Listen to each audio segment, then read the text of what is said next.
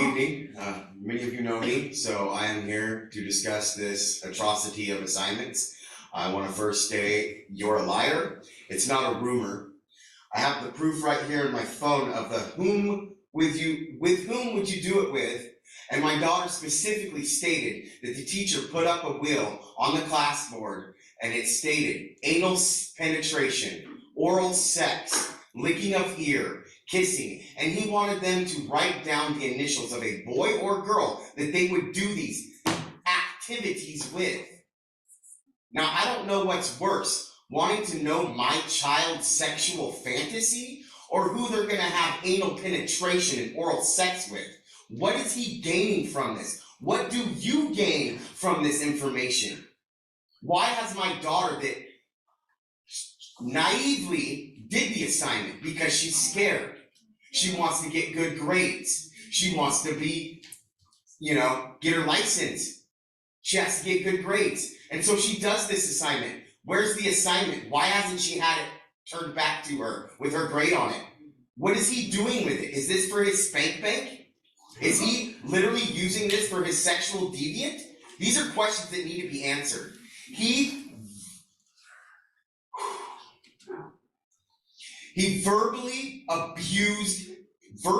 sexually abused every single child in that classroom.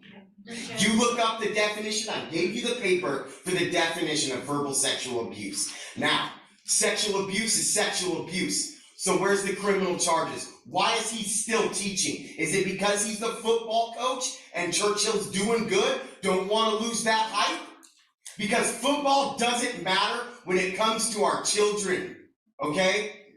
This sexual deviant needs to be removed. If you do not remove him, I am giving you my word today that tomorrow morning I will go down to the county clerk's office and I will file for the removal of every single one of you. Yeah.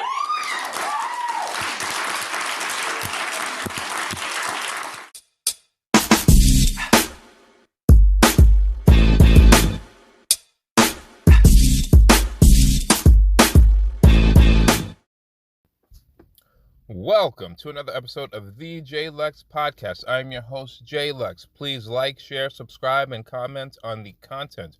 I appreciate you supporting the brand. You know what I'm trying to do with this. I'm at about 27 subs right now. I'd like to get to 100, then 500, then 1,000, 2,000. You know how this goes. So I really and truly appreciate you helping me to build this brand out. Welcome to another episode of the Jay Lex Podcast. I am your host, of course, Jay to the Lex. Thank you for tuning in. I hope everybody's doing well, staying safe, keeping the weight down. You know what it is. What are we going to talk about today? Well, a famed actor right now, probably the hottest dude in the business, Jonathan Mayers, over the weekend was arrested in NYC. Supposedly, according to the reports, his girlfriend called a po-po on him, said she was beaten up and attacked by this guy right now. Obviously, you know him as Kang the Conqueror, about to be all over the MCU. Also know him as, I haven't seen the movie yet. I think it's Damien. And Creed 3. Both number one at the box office, if memory serves me correctly.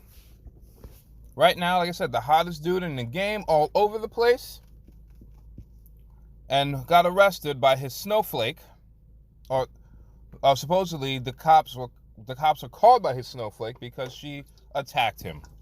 Well, the story, as I understand it, has quickly changed. First, let me read a quick one here. Let me get it for you here. According to his lawyers, Jonathan Mayers is completely innocent. We are quickly gathering and presenting evidence to the district attorney with the expectation that all the charges will be dropped imminently. Priya Chandri, his lawyer, said in a statement Sunday, his lawyer said there's evidence that includes video footage of the vehicle where the alleged assault occurred, witness testimony from the driver and others who both saw and heard the episode, and most importantly, 2 written statements from women recanting these allegations. NYPD is required to make the arrest in these situations, and this is the only reason that Mr. Majors was arrested. We expect these charges to be dropped soon, according to the lawyer. Now, I have another statement. Let me get it. Right here. According to police sources, it was the actor who called 911 to report his concern about his girlfriend who he lives with. When the police arrived, the girlfriend allegedly told a different story, claiming assault. Majors denies her allegations. His lawyers allege that the girlfriend has now recanted her story. Wow. You see, I know often I come on here and I criticize, especially some black women and things along those lines. It really doesn't matter what woman you're dealing with. And I'm going to go to a much bigger issue here right now. Even if these charges are dropped like yesterday, this will forever be a part of his narrative. Guys who have been wrongfully accused and gone to prison and had charges brought against them and convicted and the whole bit, who eventually have them either recanted or they get out of prison or whatever the case might be, or the charges are dropped, you still have that stigma upon you. And I also have another question before I continue. If you make false allegations, never mind the other person, because we know people who are in love and into each other and all this stuff might say, no, I'm not going to cooperate, or whatever the case might be. Should there not be charges brought against you by that particular municipality, NYPD or whomever? Why are you allowed to make charges, then recant your story and not have to face charges? What are we doing here? This is craziness. Now to Jonathan Majors, I keep saying Majors, you have to drop this woman. You have to get all of her shit, and she's got to fucking go. She ain't got to go home, but she got to get the hell up out your crib. You see, you can't have a woman out here acting a fool. And look, I don't have that much experience with it. I know people who've been in it. This ain't the first time that some unstable behavior like this has happened. This is just the first time he called the cops. At least here in the States. I think he lives, if I'm not mistaken, in Sweden, or he's been to Sweden or something. But you see, you can't have... This is not the first time this behavior has happened. This is just the first time that it's gotten to the point he's like, let me protect myself and call Popo. Just to probably de-escalate the situation. And she goes and says, oh my God, he assaults me, he beat me up, blah, blah, blah. And then the lawyer comes out and is like, oh, no, here's what actually happened. Or in this case, police sources in NYPD. No, here's what actually happened. He called. Then she made some bullshit up. And now she's recanting her story. And if you're a cop or you're some type of law enforcement and you see this, put in the comment section what the, I guess depends upon the municipality and the state and everything like that. But should there not be charges brought against somebody who makes false allegations? You're ruining people's reputations. Like I said, he's the hottest rapper. He's the hottest actor right now. He's about to be all over the MCU. Not to mention other projects that he's involved with. And now his reputation is sullied. And like I said, even though the charges are going to be dropped imminently, it doesn't change the fact that when you Google him, this will be one of the first things that comes up. It's not going to be Creed 3 made over $100 million at the box office, or Ant-Man 3, I forget the rest of the name of the movie, but Ant-Man 3, another big-time movie for Disney, Marvel, or Marvel/Disney. It's going to be the cops got called and he got arrested. And from what we're understanding, he didn't even do anything wrong. But this goes to a much bigger point that I want to talk about right now before I move on from this subject. Ladies, feminists, whomever, when are y'all going to start calling out some of the bullshit going on out here? When are you going to sit there and say, you know what, she was wrong, she shouldn't have done that, she was wrong for what she did, ruining that man's reputation. Look, I get you're all into that you're all into that, provisional equality and all that other jazz. But when the bullshit happens, when the bullshit hits the fan, and you see something so blatantly obvious that's wrong, is it not your obligation to at some point come out and call it for what you saw, for what it is? To our knowledge, Jonathan Majors has been nothing more than a really good actor who's finally getting the shine. And now his rep is ruined. Now, he'll get past it, obviously, especially if she's already recanted her story. But still, the fact that you have to go through that, the fact that I don't know him to have ever been arrested before, to be taken in handcuffs from an apartment that you're probably paying for,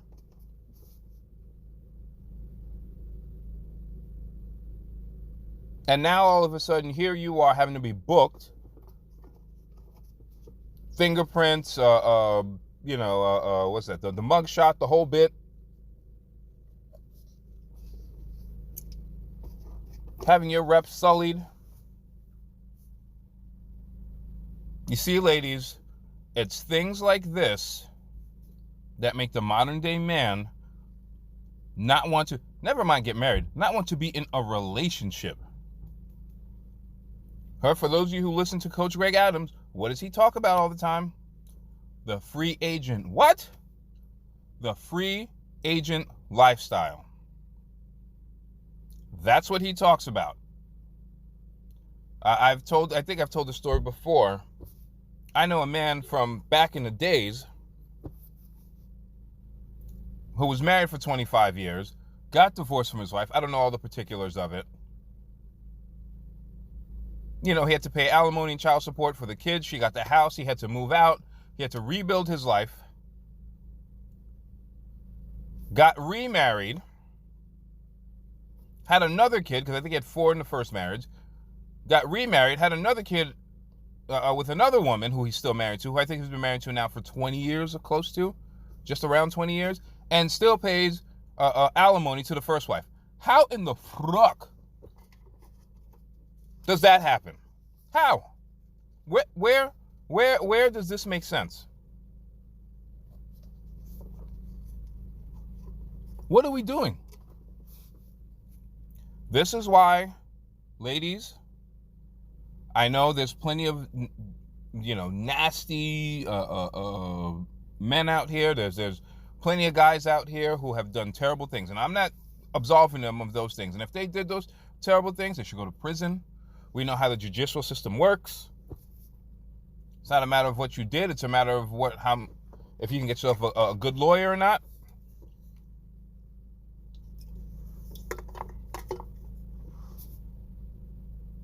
But ladies, modern ladies, feminists, intersectional feminists, whomever, however it is that you identify, I really don't give two shits. Y'all need to start calling out the BS, because the men have already done it. And the men are moving on. You can do all the OnlyFans that you want to. You can do whatever it is. Your body, your choice. But if y'all don't start calling out the BS, more and more men are just going to hire women, which is cheaper in the long run. And a good portion of y'all are not going to become mothers. A good portion of y'all are not getting married. You can forget about the whole marriage thing. It ain't happening. There's no reason. And you're talking to a married man. There's no reason for a man in today's age, 2023, to go and get married. None. Let's put aside all the sex things and everything along those lines. Let's put that aside. The potential loss that man will take if the marriage fails is astronomical, depending upon if he's the one who makes more money or not. And I think it should work both ways. Number one, they need to change a lot of these laws. These are laws from 100 years ago that divorce lawyers use. I heard a story once. I saw a story online. I might have talked about this previously. A guy who used to work for Tesla when Tesla was just coming up, and so Elon Musk gave the guy like 40,000, or somehow he earned $40,000 worth of Tesla stock. Got divorced. The lawyer for the wife, because he wanted his money, obviously, the lawyer wanted his money, said, we need to liquidate this stock so that we can make sure that you get as much as you can out of it. Do you know how much that stock was worth now? I forget when this interview happened.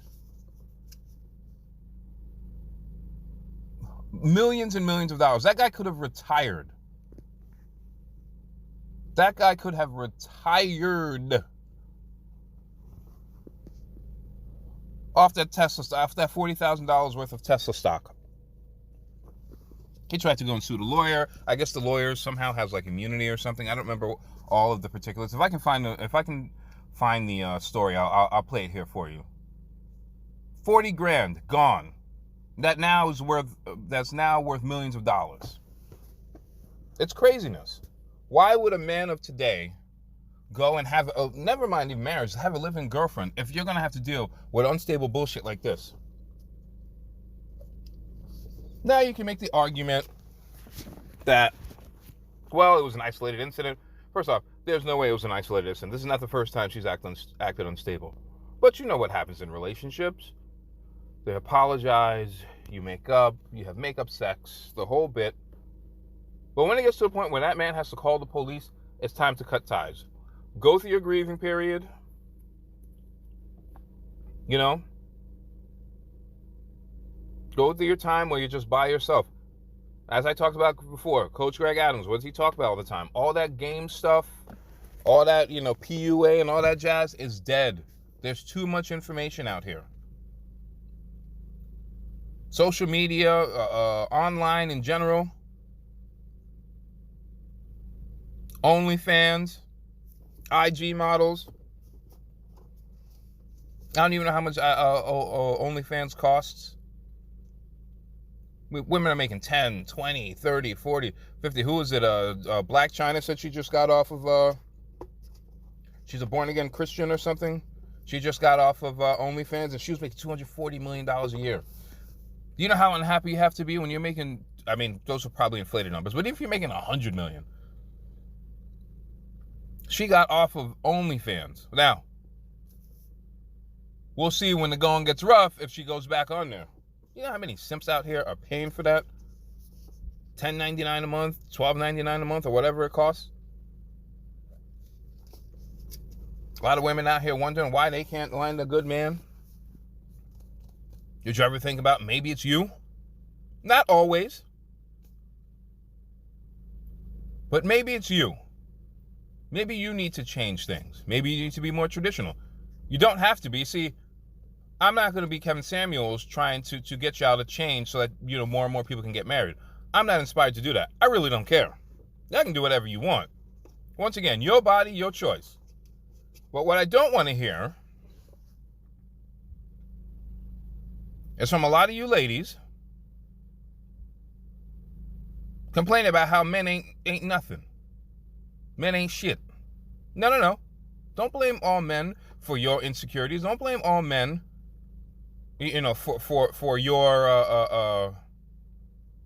for your shortcomings. Nobody's perfect, obviously. I'll never say that. But don't blame men for your foolishness. You're the problem. Not all of you. You want to be alpha females. Fine, be alpha females. But if you're going to be an alpha female, understand that there are plenty of men out here who don't want your high body count and who don't want your unstable behavior. And until y'all fix that, and look, it can be fixed. There's therapists out here who handle that. But a lot of y'all won't pay for it. You will pay for hair, nails, shoes, dress at the outlet store. Gucci this and Prada that. But you won't go see a mental health specialist to fix the problems of your past. And also another thing, and I know I'm ranting a little bit.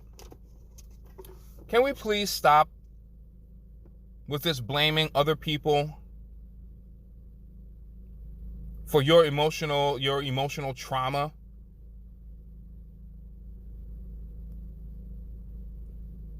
Can we stop that?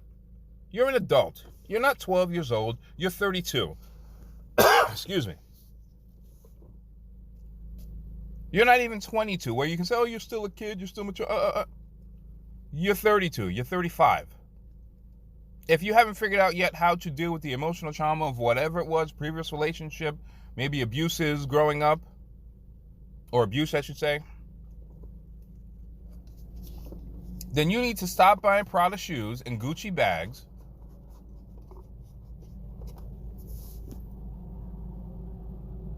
You need to stop going out on dates so that you can get, a free steak dinner. You need to stop getting flued out so that you can withhold sex. That's some of y'all like to do. And you need to go see a mental health professional. Stop blaming everybody else for your bullshit. Now, if somebody physically attacked you and things along those lines, I understand. You should still go and see a therapist. But if you out there just racking up bodies, you made a decision. And if you're grown enough to make that decision, you're grown enough to deal with the consequences and go and get help. Because guess what? The average everyday man out here does not have to deal with that and should not have to deal with that. Now, just give me 1 second here. I'm going to go see if I can find that clip of the gentleman talking about his Tesla stocks. All right, I have found the clip here of this gentleman. I think it's Carl Medlock. We used to work at Tesla, the whole bit. I'm going to play the clip here, and then we're going to talk about it a little bit more. I talked about it earlier, but we'll expand a little bit on it. I mean, you'll spend $2,000 a month per person and then have a $6,000 deductible before you can even start using the insurance. It was just awful. And so I go to work at Tesla, and my medications were $5. It was the best insurance I'd ever heard. So there was a lot of perks that came with Tesla, and they gave us a lot of stock options to start with. I mean, they gave us 40,000 options. Some of us, wow, to start higher on. It was funny. They talked about. Right after I was hired, I was like, yeah, I just went for work for Tesla. I'm so excited. And then people said, like, they just went through a layoff. I'm thinking, oh, wow, that sucks. But that's when they ousted Martin Eberhard and a bunch of other people, right, in October of 2008, right when they were calling me to hire me. Right. Can you say what exactly the offer was and the decision and, like, why you decided to do that instead of however much you were making? I basically took a 40% pay cut to go to work at Tesla. The offer was $120,000. Or maybe it was 125, I think, and then it was 40,000 or 20. It was 40,000 options, and then they did a reverse split right before the IPO, which made them 20,000 options. But still, that's a lot of money. It wasn't at the time because my strike price was 90 cents. No, your strike price was 90 cents was my strike price. Oh yeah, it was like at 90 cents. Who's going to take them seriously? I mean, because I surely wasn't. I mean, I loved the job, but I didn't take at 90 cents. Who cares? 40,000 options. Well, I got $40,000. Whoop-dee. You know, that's all it was back then, but that's $50 million today. Oh, my gosh. So what did you do with those options? Well, I kept them, and then I went through a divorce, and the divorce lawyer convinced the judge that the Tesla was going to go out of business in 2013, and they sold them all. No. At $38 a share. Exactly what somebody else mentioned, $38 a share. Yeah. Oh, my gosh. So they sold all of them to pay the attorney fees. That's the most expensive attorney I think I've ever. Oh yeah, but it was like whatever, 60 grand or something at the time, but now that's $50 million. I actually did some research to see if I had a case against the lawyer, but I don't. Even though he convinced the judge that they were going to go out of business and we're going to have to sell the stock to pay his lawyer fees. Yeah. How often does that? See, as I said before, at some point, these laws have to be changed. You want to save the institution of marriage, you have to change these laws. For that man who could retire, who would have $50 million and retire on an island somewhere, to have lost that, the judge, the lawyer, should be disbarred in my humble estimation. But I'm going to say it again. And you're talking to a man who is married. Why would a man today, or anybody today, put their financial future at risk? Why? It is so much cheaper just to hire somebody for a few hours, a couple days out of the week, help them get their rent paid, get what it is that you're trying to get, and everybody moves on. With the way things are going today, in the next 50 years, people, the business of weddings and marriage and all that other stuff, it's going to be obsolete, man. Unless something changes, it's going to be obsolete. For that man to have 40,000 options, he didn't even pay for it. They gave it to him. And he could be retired today, chilling. And he lost that so that some divorce lawyer can get his little bit of change now. You know, that's what people are talking about. Ladies, you want to be non-traditional and you want to be out here divorcing people. That's one of the ways that a lot of women have gotten their come up was through the assets of somebody else. I know it happens in other cases. Roseanne Barr is an example, but more times than not, it's the man who loses. It's time for men to stop losing. If you're not going to be part of the solution, you got to go. I know it sounds selfish. I know a lot of y'all want your wedding day and you want your white dress and you want, you know, your chocolate fountain and you want to pay $100,000 on it. It's going to go away unless something changes. Unless something changes. Unless you go and get that mental health check. Unless you go and you know, and play traditional. There's going to be a lot of you ladies out here. Look, people are always going to get married because people believe in love, and I respect that. But I've mentioned it before. The world is becoming more and more and more transactional. There's going to be a lot of guys, a lot of women sitting on the sidelines. There's going to be a lot of guys chilling as the woman's value starts to go down. That attraction currency that she works with is going to start to go down, and that man's going to start to get up. He's going to lose weight. You know, he might lose his hair, but he's going to take care of his skin the whole bit. And there's going to be a lot of y'all on the outside. And look, there's going to be men out here who are going to be lonely too. Don't get it twisted. A lot of men out here right now who are not having sex. Who are lonely. A lot of people are lonely. And it's only going to get worse unless things start to change.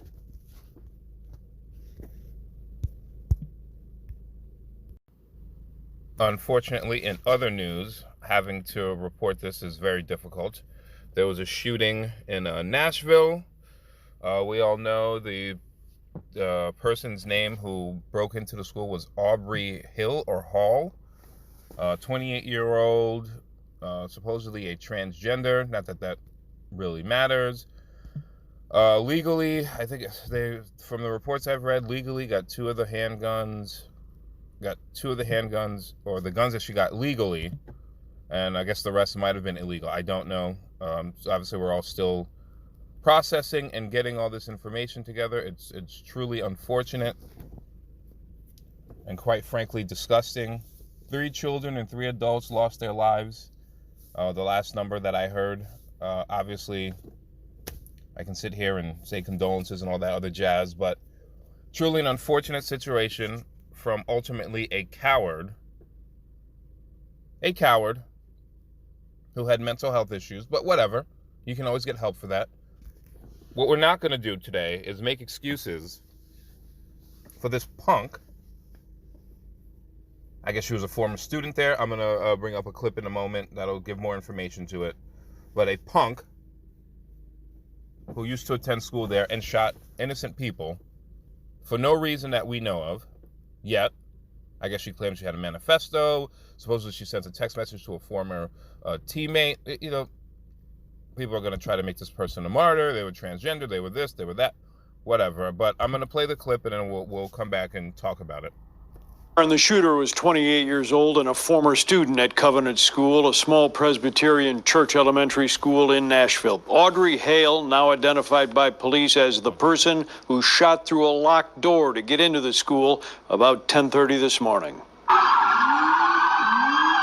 A 5-officer team went straight to the gunfire on the second floor here at Covenant School and killed the intruder, who was armed with an AR-style rifle, an assault-style pistol, and a handgun. At least 2 of them legally obtained, according to authorities. Even though it appears to have been a rapid police response, 3 adults and 3 children were killed before officers could end the incident.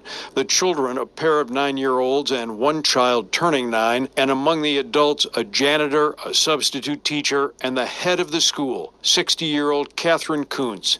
Police say they found a horrific crime scene. We know and believe that entry was gained through shooting through one of the doors, is how they actually got into the school. But as today's shooting in Nashville, Tennessee demonstrates, there is more work to be done. The fact that this is a daily occurrence in America is unconscionable. In Washington, this latest school mass shooting reverberating to the Senate floor. Illinois Senator Dick Durbin. We need to pass more reform to keep guns out of dangerous hands and to keep our children safe. With the shooter, 28-year-old Audrey Hale, dead, tonight investigators converge on the home where the graphic artist lived. They have found evidence that the attacker cased the school and had maps of the layout. A planned attack, they say, was executed about 10:30 this morning. Let us love each other and support each other and hug each other and pray for each other. The investigators tonight going through the shooter's digital footprint, including a now-removed Facebook post in which Hale wrote of binging on video games. Hale's mother telling ABC she lost her daughter today, saying it's very, very difficult right now, asking for privacy, then hanging up the phone. A neighbor telling ABC News Hale lived at the family's home and was, quote, very religious. Robbie? So we've got that information there, obviously. People are going to spin it in any which direction that they want, or however that they want. I'm waiting on more information to come out. But as I said before, this person is a coward, period. I know we're going to get into gun reform, as the senator from Illinois is going to talk about. We need more gun reform. We need more gun reform. You can have all the gun reform you want to in the world. All of it. A post I'm reading here. Let me bring it up here. This is what Sean King, I guess, on his Twitter. Turns out that the school shooter in Nashville bought 7 guns from 5 stores, including multiple rifles, all while being treated and evaluated for severe mental health issues. But conservatives in Tennessee fought against any mental health holds or restrictions on guns. Once again, people are going to spin this in the way that they want to fit whatever narrative, whatever agenda they're trying to promote. I'm going to say it again. You can have all the gun reform you want to in the world. You can, first off, we all know who brought the guns in anyway, but that's besides the point. You can have all the gun reform that you want. You can try to make it more and more difficult. People are going to get guns, period. What we need to talk about, and I'd like to see this stuff come out, which we hardly ever see, was this person on medication? What were those severe mental health issues? Those are the things that I want to hear about. Those are the things that I want people to talk about. What were those issues? Were they long-standing issues? Were they more recent? Supposedly this person was transitioning. If they hadn't fully transitioned, I don't know. Let's start talking about those things. A lot of these mass shootings, not all of them, but a lot of them, are people who are on medications. I know you're saying, well, you're just trying to push an agenda. I'm just simply, based upon these varying situations. I know some people are going to say, well, you're pro-gun and blah, blah, blah. No. Am I for some reforms where people with mental health issues can't get guns? Absolutely. But it has to be objective. That's where the problem lies. People aren't objective. If you say, I'm feeling a little down because, my girlfriend and I broke up, or my boyfriend, or whatever, is different than somebody who is, suicidal. Are they on drugs? What are the steps that are being taken to help them? And if they can't get a gun, they can't get a gun. I'm just not for making it impossible for everybody else to. This is on a case-by-case basis.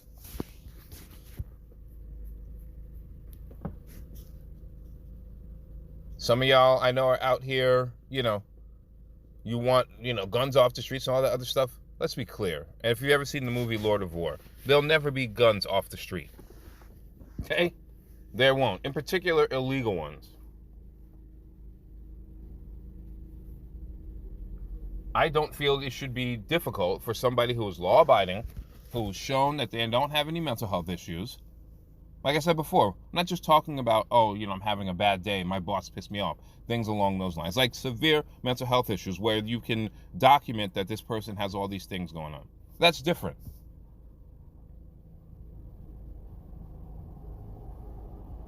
Unfortunately, these children's lives have been taken, and they'll never get them back.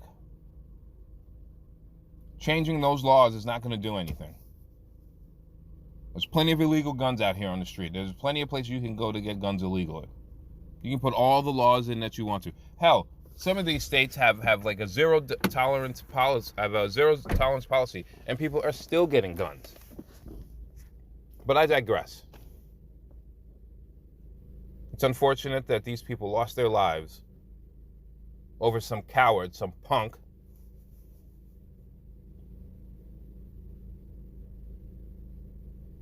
who couldn't get his or her or they shit in order. I know it sounds a little bit unsympathetic or unempathetic or whatever the word is, but it is what it is. It's deplorable and it's disgusting. And we got to call shit out the way that it is.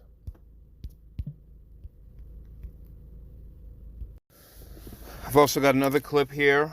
This is the former basketball teammate, I guess, who got a text message from this Aubrey Hale, Aiden, whatever they name is. So I'm just going to play the clip here. Kelly, thank you. Our team coverage continues tonight as we hear from one of the suspect's former basketball teammates who tell us that she received a message from Audrey Hale just before this tragedy. That friend, in turn, called police. Fox 17 News' Amanda Chan looking into the response from the non-emergency number to see if that response could have been handled more quickly. Scott, this former teammate tells me the messages she received from the suspect just moments before the shooting. Now she's trying to process everything, especially getting the help that she tried to get. Avriana Patton says she received a message from Audrey Hale, the 28-year-old suspect, Monday morning, a little after 10. These are the messages Patton received. The suspect saying, "I'm planning to die today. This is not a joke. You'll probably hear about me on the news after I die. I don't want to live. I've left more than enough evidence behind." Patton immediately sent a screenshot to her dad. Her dad told her to call the suicide prevention hotline based on the messages Hale sent. But Patton says the hotline told her to call deputies since staff can only help if the person calling is suicidal. The Davidson County Sheriff's Department told Patton to call the non-emergency number. She called at 10:14, where she told us she was on hold for about 7 minutes. Nobody ever came. And then maybe like an hour and a half later, I received another phone call. And they were saying, okay, we're going to send somebody. And I was like, oh, I thought you guys were sending somebody initially. No one ended up coming to her home until a little after 3 p.m., hours after police say Hale killed 6 people. I just couldn't believe it. Like, I didn't expect to know that I did. I tried to reach out, not even knowing that it was her. I didn't. I don't know. I reached out to the National Suicide Prevention Hotline to ask about typical protocol if someone is calling on behalf of another person. I am waiting on a response. But on the website, you can see what to do if a friend or loved one needs help. Saying never keep it a secret if a friend tells you about a plan to hurt themselves. Call 988 so that you can find out what resources are available in your area. I also reached out to the director of Nashville's emergency communications to ask about the response time. Director Stephen Martini tells me there were a high number of calls coming in about the shooting at the same time as non-emergency calls. A spokesperson for Metro Police says by the time Patton called, officers were already at the Covenant School. Well, there's that too, unfortunately. Clearly, somebody dropped the ball here. I'm not going to say who because I'm not there, obviously. But once again, somebody dropped the ball. This woman put it out there. The friend of hers, the middle school friend that she played basketball with, did everything that she could to get the word out there, and nothing happened, unfortunately, which is sad. People got to take this more seriously. I don't know what emergency versus non-emergency means and everything along those lines, but we am I saying it would have stopped it? No, but seems it takes a long time sometimes to get through to somebody. For her to have waited, for her to be sent to 3 different places or a couple different places is a failure on the part of the system. But I do want to acknowledge, because a lot of cops catch hell in some cases, rightfully so, for some of the shit that they do. But these police officers, if you've ever seen the clip, or if you've seen the clip, if you have the stomach for it, moved in very quickly. I forget what part of Texas that was about a year ago, where they were just waiting outside and they weren't letting parents in and pointing guns at parents and all that. These police officers went in there and handled business. And that's what we need. And you know what? I hope it doesn't happen. But please, I don't want to hear from people in the near future about, oh, the cops didn't have to use excessive force and blah, blah, blah. I don't want to hear it. You're going to get lambasted if I hear that from y'all, man. Seriously. Sometimes you got to put a rabid dog down. And this coward who went into a private school and shot 6 people unprovoked deserves to have have their wig pushed back. So please, I don't want to hear that stuff in the future about police protocol and all that other jazz. Those cops did exactly what they're supposed to do. They put that coward down.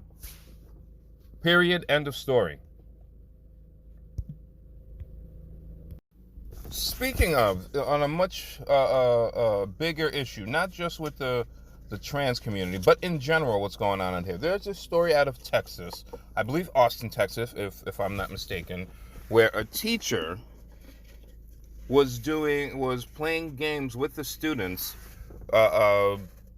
talking about who they would want to have sex with and doing things to seduce people. I'm going to let you hear the clip here. I'm going to play 2 clips. I believe it's the same classroom, but I believe it's from the same class. I don't know, but I know it's 2 very angry parents. And I'm going to play both clips, and then we're going to come back and talk about it.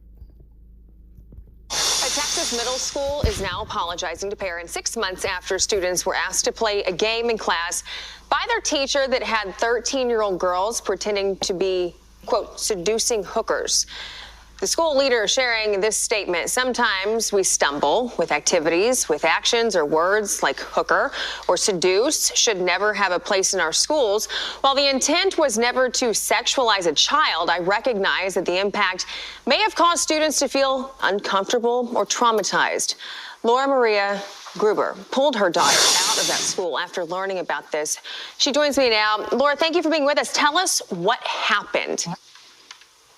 So exactly what you guys shared. It was actually boys and girls that were asked to participate in this game.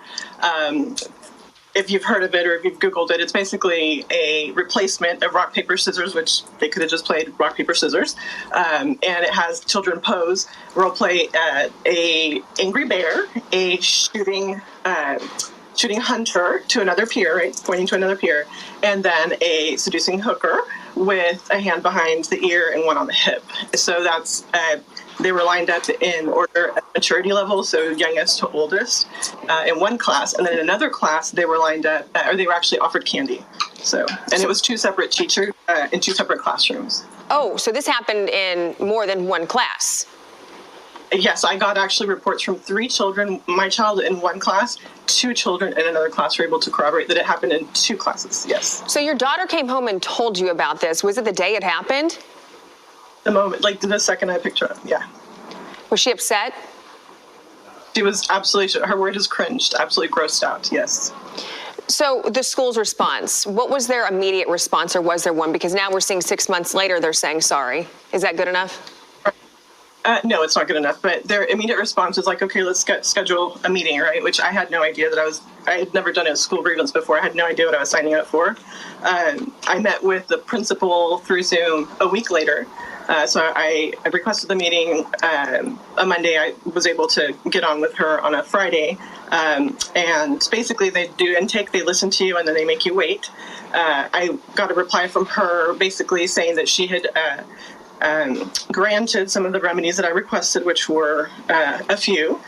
One of them that was granted was that she had communicated, sent a letter to parents saying that there were counseling services or, therapy services available at the school.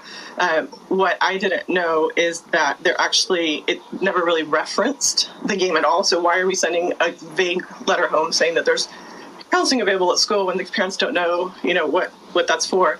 And then also she stated that although she felt the game was inappropriate, that she didn't consider it sexualization of children. And then from there, I appealed, and I appealed to her boss, who's the deputy superintendent, head of schools here in San Antonio.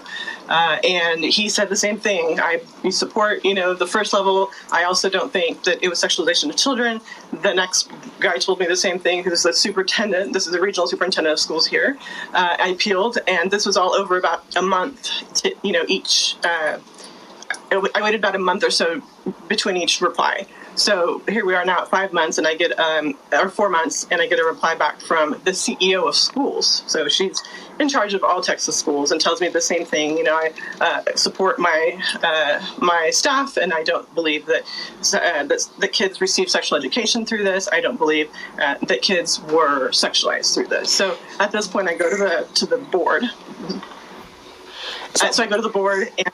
Yes, sorry. Really quickly. So do you think that they're just now getting around to this? Have there been other kids pulled out of the school? Is it just because they're trying to clean up? I know one other child was pulled out, but I don't, I don't know of any other. As soon as this happened, I pulled my child out. So I didn't really get to address it with other families. And I do know that they just weren't communicated with. Like, details were not sent home. So why would a parent pull their child if they had no clue? So they waited 5.5 months after the board got angry to send a letter home with details. So yeah, you said that the parents didn't know this happened until that letter came out. I bet that was very startling for a lot of people. Laura Maria Gruber, thank you so much for your time. Okay.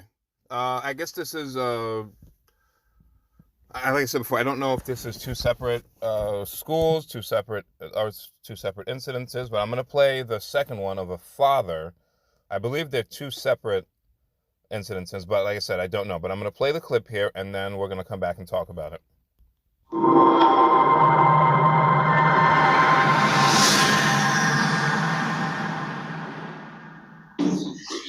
Good evening. Many of you know me, so I am here to discuss this atrocity of assignments. I want to first say you're a liar. It's not a rumor. I have the proof right here in my phone of with whom would you do it with? And my daughter specifically stated that the teacher put up a wheel on the class board, and it stated anal penetration, oral sex, licking of ear, kissing, and he wanted them to write down the initials of a boy or girl that they would do these activities with. Now, I don't know what's worse, wanting to know my child's sexual fantasy or who they're going to have anal penetration and oral sex with. What is he gaining from this? What do you gain from this information? Why has my daughter that naively did the assignment? Because she's scared. She wants to get good grades. She wants to be, get her license. She has to get good grades. And so she does this assignment. Where's the assignment? Why hasn't she had it turned back to her with her grade on it? What is he doing with it? Is this for his spank bank? Is he literally using this for his sexual deviant? These are questions that need to be answered. He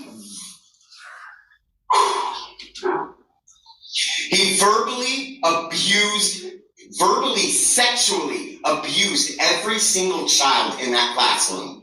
You look up the definition. I gave you the paper for the definition of verbal sexual abuse. Now, sexual abuse is sexual abuse. So where's the criminal charges? Why is he still teaching? Is it because he's the football coach and Churchill's doing good? Don't want to lose that hype? Because football doesn't matter when it comes to our children, okay? This sexual deviant needs to be removed. If you do not remove him, I am giving you my word today that tomorrow morning I will go down to the county clerk's office and I will file for the removal of every single one of you. Yeah. All right, so you got that. First off, times have gotten weird. We are allowing transgender people to put on strip teases. I'm seeing a t-shirt out here saying that drag is not a crime. You can be a drag queen. You can be whatever it is that you want in this life. You want to change genders, I have no problems.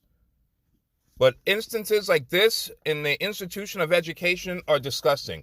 It is sexual abuse. It is, I don't know what the specific legalities are, but this is preying on children. It's predatory. It's not sort of predatory. It's not kind of predatory. To hear an administration going all the way up to the CEO of the school of Texas schools to come out and say that we don't think it was sexualizing children is an absolute farce. Every single fucking person involved in this should be prosecuted. They should be arrested. All those people who are quote unquote drag queens who are sitting there looking like females and still have male genitalia, not that it doesn't matter, and you shouldn't be sexualizing children that way anyway, should all be arrested. Please, parents, by the way, please don't come onto the comment section, all this other jazz talking about, oh, I need to, you know, you don't understand, you're not a parent. I don't give a fuck. I don't have any children of my own, but you know what I do have? I have friends who have children who I care about very much. And if they told me something like this, or I hear something about this, or hear something like this, I should say, somebody's getting a size 13 wide up their ass. What the fuck are we doing as a society that we are sitting here? So we're not talking about health education or sex education. I didn't even know what this game was that the Texas mother was talking about. A seducing hooker with middle school children? Are you fucking kidding me? And some of y'all are out here actually thinking that this is okay, not differentiating between being a drag queen and sexualizing children? Go and look up on YouTube some of the performances that people put on in front of young children. Hell, even 20 years ago, you'd go to jail. Today, we're supposed to promote this and think it's okay because it's inclusion? That's not inclusion. That's not inclusion at all. This is an agenda. I have no issues with introducing people, saying, you know what, there's people who live alternative lifestyles. I have no problems with that. But we have to differentiate between that and sexualizing children. And those of you parents out there who are okay with this, or who think it's okay, or are too afraid to speak the truth, you're the problem as well. Nobody should be co-signing this shit. Nobody. I don't give a damn what you do in your bedroom. I don't give a damn how you live your life.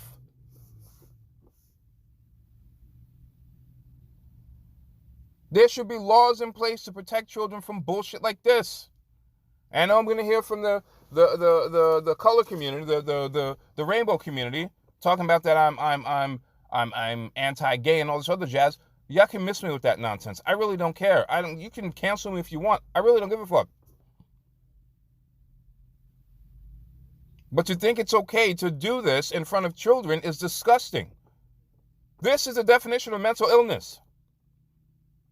However you feel about you were born a boy and a girl, and now you want to be a girl, I have no problems with this. I have no problems with that. That's how you feel. You shouldn't be competing. If you're a boy turned girl, you should not be competing with biological women. You should have your own division. I've talked about this already. We're sitting here celebrating a bunch of men turned women. I don't care about your pronouns. I don't care about any of that jazz. You should not be competing with women because you know what? You don't see women turn men competing with men. It only goes one way. And we're supposed to sit here and accept it? I'm not Disney. I'm not ESPN. I'm not the rest of society, some parts of society who sit there and act as if this is somehow okay. It's not. Be who you want to be. I have no problem. That's how you feel. No problem. But don't sit there and sexualize children. This is exactly what it is. All the people who do those shows should be arrested. The parents who take them to the shows should be arrested. To have administration sit there and say, we don't feel like it was sexualizing of children. You should be arrested. You're an accomplice to a crime. I don't want to hear anything else about it. I don't want to hear, no, it's not a crime. It's not, no. It's a crime. Shame on all of you. How that father kept himself from not jumping over and wringing the Board of Administration's neck, or at least getting hands on somebody, is beyond me. I'm taking people's heads off if that's my kid.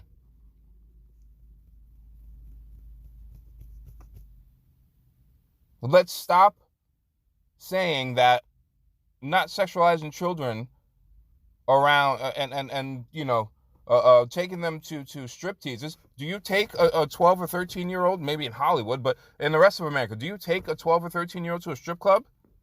Are you allowed to? 12 or 13-year-olds can't even sit at a bar at most restaurants, depending upon the state that you're in.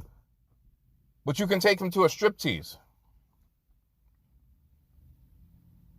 And say it's okay because it's educational. No, it's not. This is predatory. I'm not saying that everybody who's of the rainbow community is a child sex predator. I'm not saying that. I'm saying allowing things like that to happen is child predatory. It's abuse. It's sexual abuse. Verbal or otherwise. How can you co-sign this and keep a straight face? Are you fucking kidding me? I'm glad that some of these parents had the courage to take their kids out, and in the case of the father, go down there and talk to them the way they need to be spoken to. I'm talking about the administration. You don't do that under any circumstances. I don't care if they were biological women or biological men. You don't do that. Period.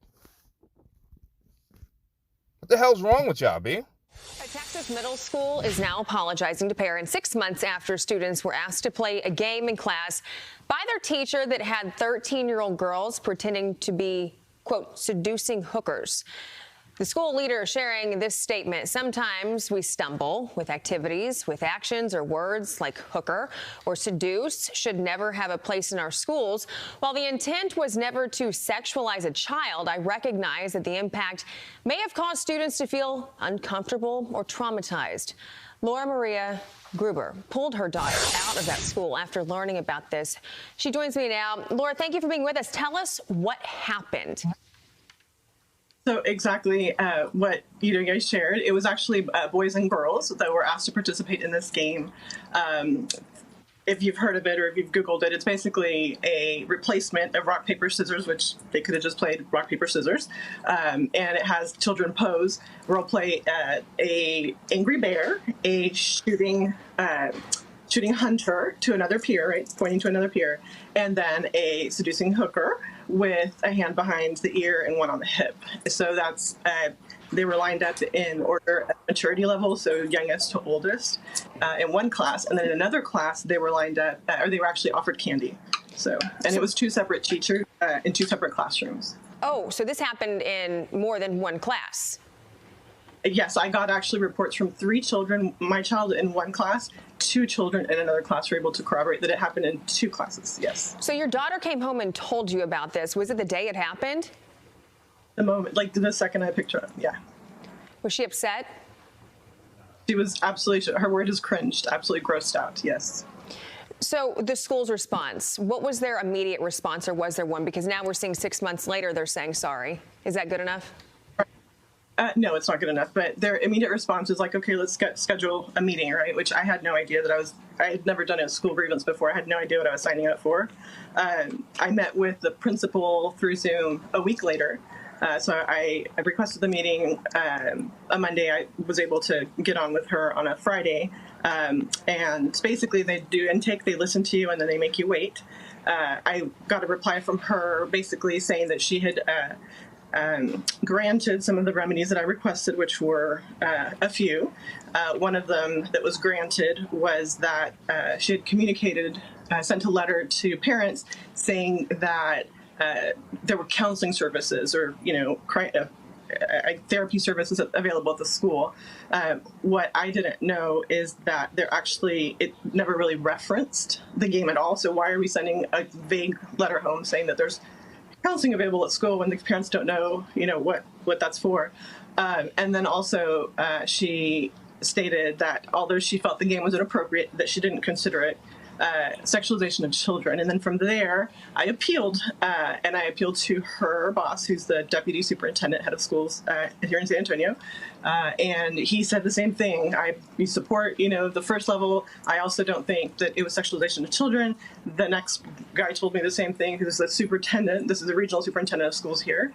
I appealed, and this was all over about a month to, each. I waited about a month or so between each reply. So here we are now at 5 months, and I get, or 4 months, and I get a reply back from the CEO of schools. So she's in charge of all Texas schools and tells me the same thing. I support my staff, and I don't believe that that kids receive sexual education through this. I don't believe that kids were sexualized through this. So at this point, I go to the board. So I go to the board and. Yes, sorry. Really quickly. So do you think that they're just now getting around to this? Have there been other kids pulled out of the school? Is it just because they're trying to clean up? I know one other child was pulled out, but I don't, I don't know of any other. As soon as this happened, I pulled my child out. So I didn't really get to address it with other families. And I do know that they just weren't communicated with. Like, details were not sent home. So why would a parent pull their child if they had no clue? So they waited 5.5 months after the board got angry to send a letter home with details. So yeah, you said that the parents didn't know this happened until that letter came out. I bet that was very startling for a lot of people. Laura Maria Gruber, thank you so much for your time this morning. We appreciate it. Anytime. Thank you for doing this work.